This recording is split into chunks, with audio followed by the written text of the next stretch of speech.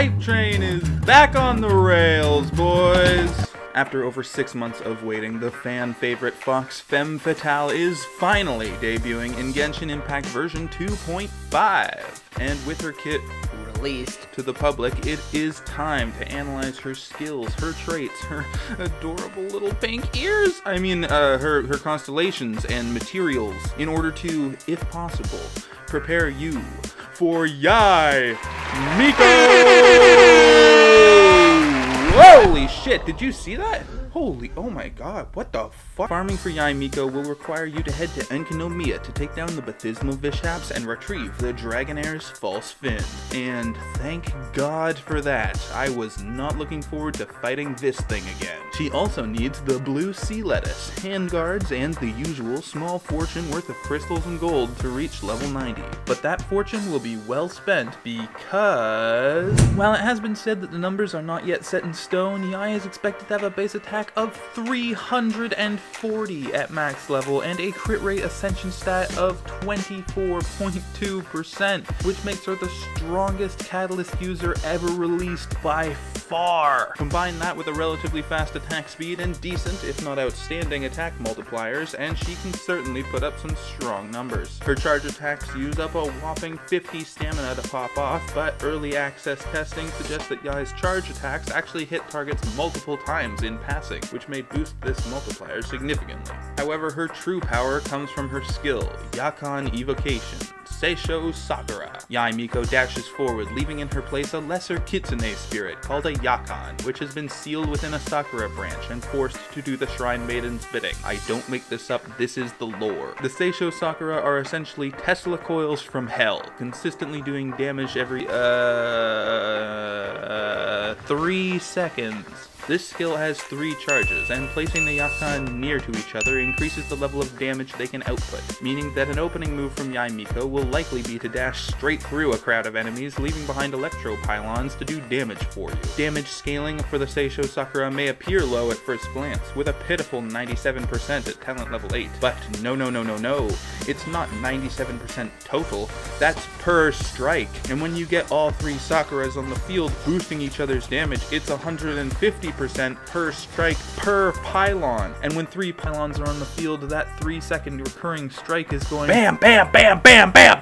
It's your own personal lightning storm that will continue doing damage on its own to any nearby enemies for their entire 14-second duration, while you sit back and enjoy the view. These attacks will also be constantly proccing reactions, and most likely be generating you a metric fuckload of electro energy particles. Further boosting the damage of her skill, one of Yae's passive abilities, Enlightened Blessing, increases the damage of the Seisho Sakura by 0.15% for every point of elemental mastery she has. This is, for those of you who don't like fractions, ridiculous. Being able to boost Yae's main source of damage by 28% with just a single EM main stat artifact is huge. Another feather in the cap for Albedo, as he can boost party-wide EM by 125 by using his burst. I think by now it's probably quite obvious that I am very excited about this ability. I really like it when I can just hit E and then AFK for 20 minutes while everything in the vicinity of my character crumbles and dies.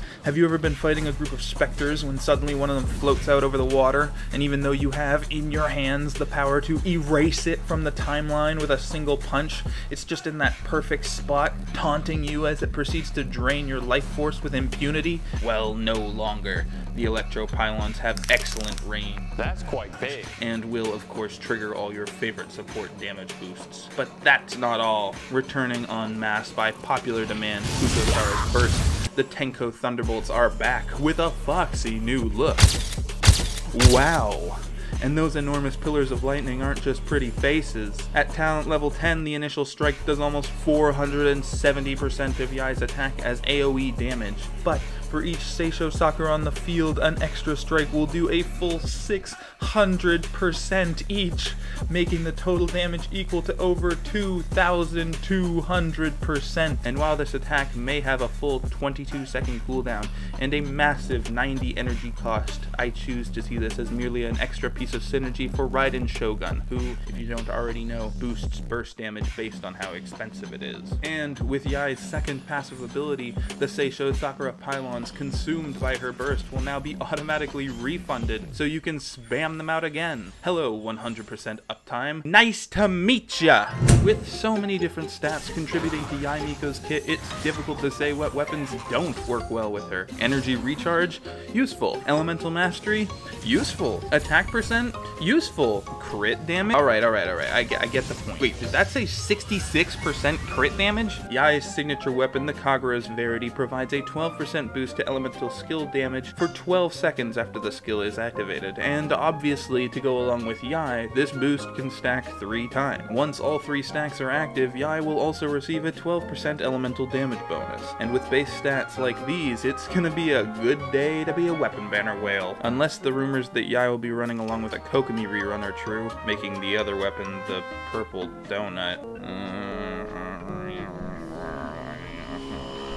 Maybe a 4-star weapon instead. Out of all the possible options, I would say Yae benefits the most from the Widsith. The crit damage substat pairs nicely with Yae's crit rate ascension, and all 3 of the possible buffs the Widsith can provide will boost Yae's skill damage into the fucking stratosphere. And while the 30-second effect cooldown is kinda slow, that actually pairs well with Yae's long burst cooldown and long skill duration. And in a bizarre twist, Yae's skill doesn't snapshot, so this buff can be applied after the fact to provide the full 10 seconds only when you want to. If you want to hear in more detail the power of the Yae Widsith combo, consider checking out the channel Smack Daddy King, who goes into detail and has a plethora of knowledgeable content about Yae being released right now.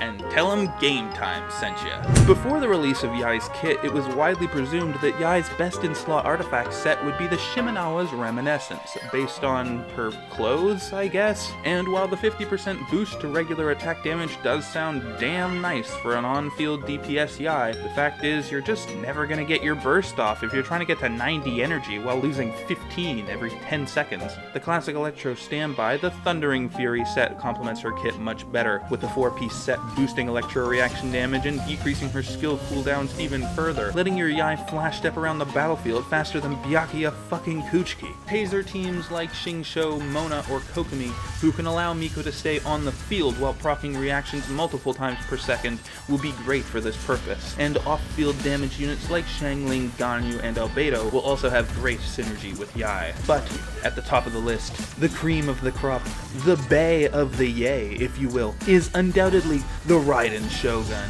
Proccing Electro Resonance, providing even more particles, and benefiting hugely from the 90 energy cost burst for her stacks of resolve. Raiden's synergy with Yae Miko is undeniable, and frankly, absolutely plot mandatory. Yae Miko's constellations, while they aren't insane, all provide a noticeable boost to damage output and overall kit functionality. At C1, the extra 3 bolts of lightning that you add to your burst by having the Seisho Sakuras in play will also refund you 7 energy each, bringing the effective cost of her burst down to 69.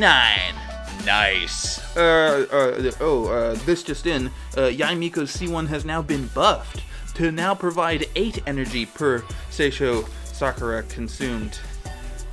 Well, that's not funny. C2 will unlock the mystical level 4 Seisho Sakura damage multiplier and increase their range by 60%, allowing Yae to strike down fleeing hilly churls no matter how fast they rise. As per the usual, C3 and C5 are just level ups to her skill and burst respectively. C4 will provide a 20% electro damage bonus for the entire party for every 5 seconds after a Seisho Sakura strike. So, always. Shame it doesn't stack. And lastly, in the customary Mega Whale fashion, C6 will let Yae Miko's Seisho Sakura strikes ignore 60% of opponents' defense. 60%! Each constellation boosts an aspect of Yae's kit to the next level without going overboard in any one direction, creating great functionality and power in her playstyle. But even at C0, Yae Miko is going to be an absolute savage. Her functionality as both a main and off-field DPS unit should not be underestimated for a second. I expect her gameplay will be incredibly satisfying. Summoning a lightning storm to taser your opponents into full body paralysis definitely takes a place in the top 10 coolest skills of all time list. And on a less meta note, Yae's character development as a cunning, crafty, and somewhat inhuman creature are brought forth incredibly well in her animations and design. All in all, 2.5 is shaping up to be an amazing update, and I can't wait to see what else MiHoYo has in store for us. Support the channel, subscribe to Game Time, and like my videos. Good night.